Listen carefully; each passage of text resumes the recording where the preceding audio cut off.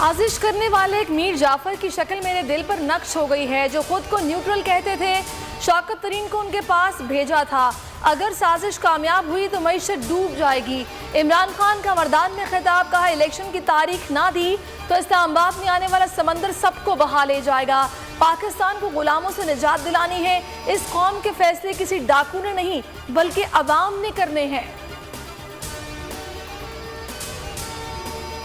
تحریک انصاف کی حقیقی آزادی کی جدوجہد، مردان میں پی ٹی آئی کا پاور شو، پنڈال میں عوام کا سمندر امڈ آیا، ہر طرف پارٹی پرچموں کی بہار۔ پرویز خٹک کہتے ہیں عمران خان کو بھاری اکثریت کے ساتھ وزیر اعظم بنوانا ہے، یہ ہماری ضد بن چکی ہے۔ محمود خان نے کہا پاکستان کی حقیقی آزادی کے لیے عمران خان کے ساتھ ہیں۔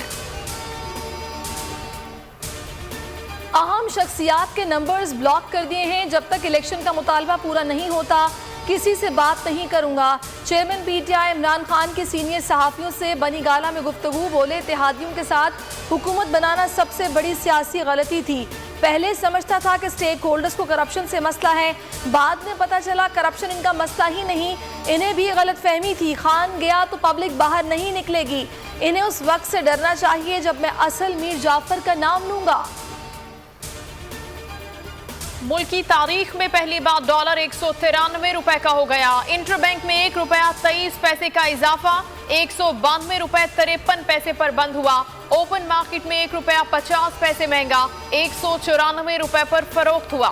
ڈالر کی اونچی اڑان سے ہر چیز مہنگی، مٹن 1700 روپے کلو، بیف 1000، مرغی 600 روپے فی کلو تک پہنچ گئی۔ عوام شدید پریشانی کا شکار۔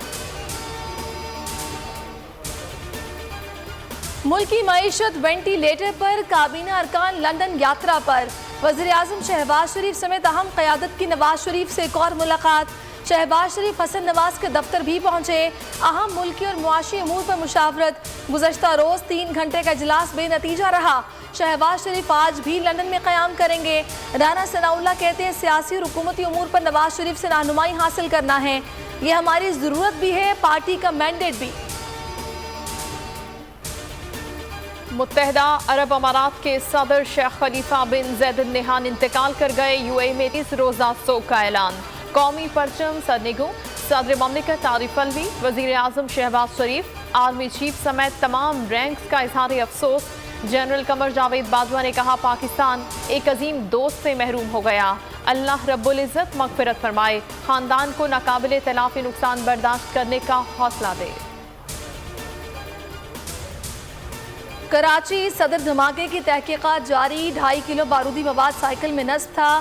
ویڈیو میں ایک شخص کو سائیکل لاتے دیکھا جا سکتا ہے۔ کیریئر پر رکھے شاپنگ بیگ میں مبینہ طور پر بارود تھا۔ مشتبہ شخص نے دھماکے کے مقام پر سائیکل کھڑی کی اور چلا گیا۔ شہر میں قانون نافذ کرنے والے اہلکاروں کا فقدان، 1070 شہریوں کے لیے صرف ایک پولیس والا، 7000 سے زائد پولیس اہلکار وی آئی پیز کی حفاظت پر مامور۔ ارباب اقتدار نے سچ کی آواز دبانے کی کوشش کی تو سول سوسائٹی سڑکوں پر نکل آئی۔ سینئر صحافی اور تجزیہ کار سمیع ابراہیم کو ہراساں کرنے پر احتجاج، پی ٹی آئی کے ممبران صوبائی اسمبلی بھی میدان میں آ گئے۔ انتقامی کارروائیوں کی مذمت، بیرون ممالک بھی پاکستانی سڑکوں پر نکلے۔ پاکستان سمیت عالمی تنظیموں کی مذمت، مختلف شہروں میں آزادی اظہار کے حق میں مظاہرے۔ کپتان کی محبت میں چھوٹے بچوں نے بڑا سفر طے کر لیا۔ مردان کا رہائشی ننھے بچوں کے ساتھ پیدل بنی گالہ پہنچ گیا۔ بول نیوز پر خبر چلی تو عمران خان نے ملاقات کے لیے بلا لیا۔ بچوں نے پی ٹی آئی کے حق میں نعرے لگائے۔ پاکستانی نیاد برطانوی باکسر عامر خان نے ریٹائرمنٹ کا اعلان کر دیا۔ سوشل میڈیا پر ریٹائرمنٹ کی تصدیق کرتے ہوئے کہا کہ 27 سال پر محیط شاندار کریئر کو دیکھ کر خود کو بہت خوش قسمت تصور کر رہا ہوں۔